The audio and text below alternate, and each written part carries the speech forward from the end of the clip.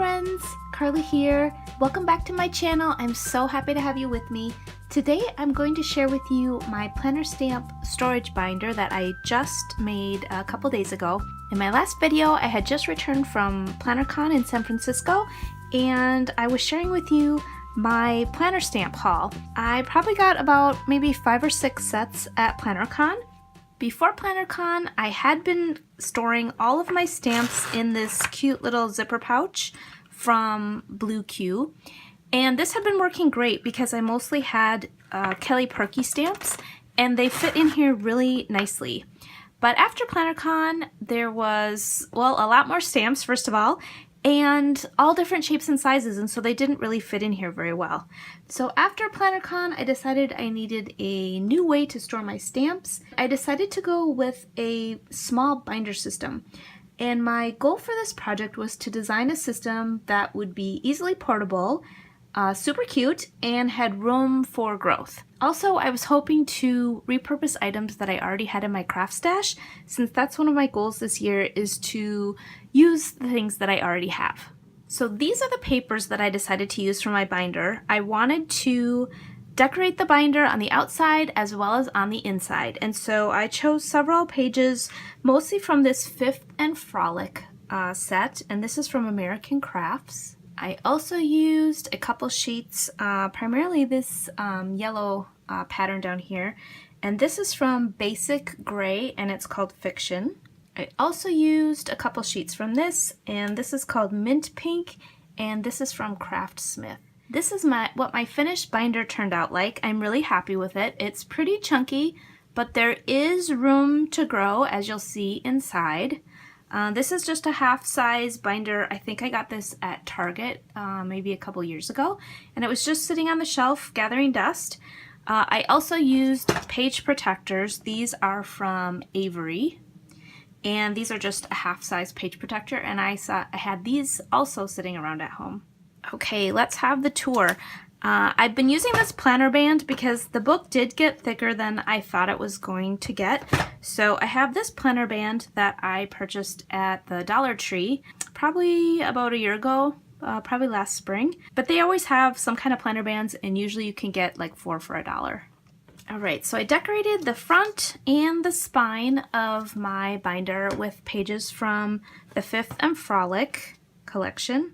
I'll just go through the binder page by page. Hopefully you can get some ideas of how I arrange things and how I decorate it. It's very functional. I'm very happy with it, and I'm glad I still have room to grow. So these are two of my Kelly Purkey sets, and it's really great because her stamps fit side by side.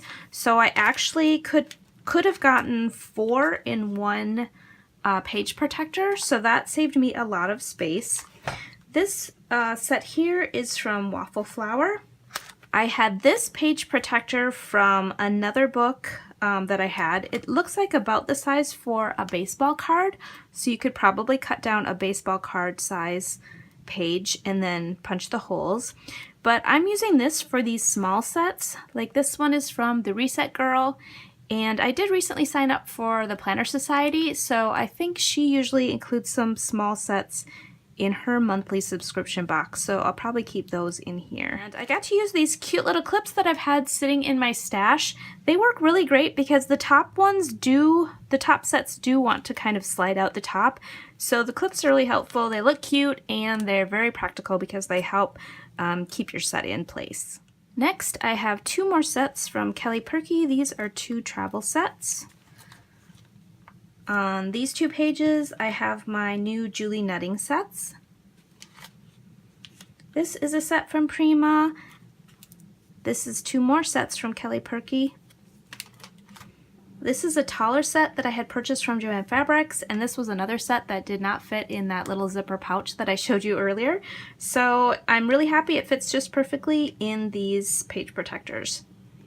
I also had this page that came from another notebook that I had, and I think it's for 4x6 photos, but this works great for storing my smaller sets also. And I have another clip here because this one also kept wanting to come out the top, so the clips are really handy with keeping these in place. Here's 2 more sets from Purkey, and these are kind of home and exercise or fitness. And then this is another set. This is the Michaels set that came out, the Recollection set. I also made an ink swatch chart, and I'm going to post the printable on my blog, so if you would like something like this, if you're going to make a binder like this, or you want to kind of organize your inks, I found this really helpful because I don't have a ton of inks. You can see I organized them by kind of cool colors, neutrals, and warm colors, but it is helpful to kind of see the difference between some of the reds and the purples. So this has been really helpful. Before I just would stamp and try them out and compare the colors, but this is great because I know exactly then what I have. It's kind of like little Instapics or little Polaroids, so you can just write the name of your ink color underneath and then stamp the ink color in the picture. And it will print out. I printed this out at 85%, and then I just trimmed the edge, but otherwise it will print out on an 8.5 by 11 sheet, and you can resize it however large or small your binder is. And this is what the blank one looks like. And then I've got a couple pages back here, 2 spots, so I've got a little bit of room to grow, and there are also pockets in this binder, so I could also put a stamp set there if I needed to. But overall, I'm really thrilled with how this turned out. It's really cute. I've got some space to grow. If I get some smaller sets, I've got 7 new slots for those to go into.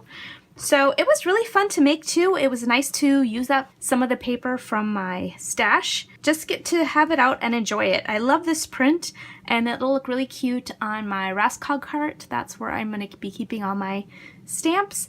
And let me show you where I keep my inks. This is the pouch where I keep all of my inks currently, and also my blocks. I just have a couple acrylic blocks that I use for my stamps, and then the rest are just inks inside. And I did tape the sides of my little memento dewdrops just to make sure that they wouldn't fall open inside and kind of make a mess inside. They all fit in there, and this is working really great right now for me. So I'll stick with this idea until I, outgrow it. If my collection gets larger, then I'll need to come up with a new plan for storing my inks, but right now this is working great.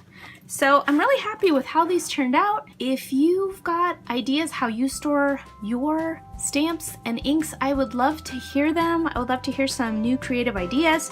Otherwise, please check my blog out for the free printable. It's at karlamay.com, and I'll put a link in the description box as well. Happy stamping!